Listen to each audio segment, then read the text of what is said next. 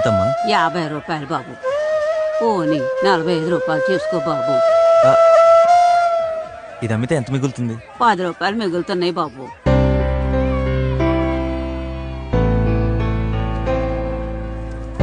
₹100 తీసుకో. వద్దు 100 రూపాయలు బాబు, ఉంచు. వద్దు, వద్దులే బాబు. పర్లేదు ఉంచుకో అమ్మా. చల్లగా ఉండు నాయన.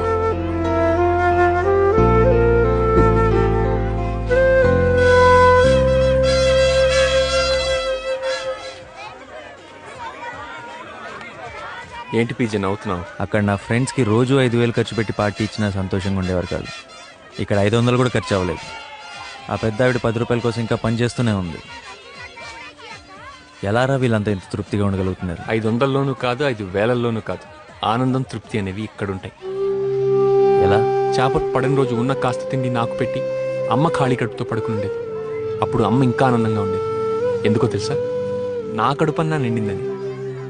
అర్థం కాలేదు కదూ? దేవుడు మనుషుల్ని ప్రేమించడానికి, వస్తువుల్ని వాడుకోవడానికి సృష్టించాడు. కానీ మనమే కన్ఫ్యూజన్తో మనుషుల్ని వాడుకుంటున్నాం, వస్తువుల్ని ప్రేమిస్తున్నాం. అది మారిన రోజు అంత ఆనందమే, అంత తృప్తి.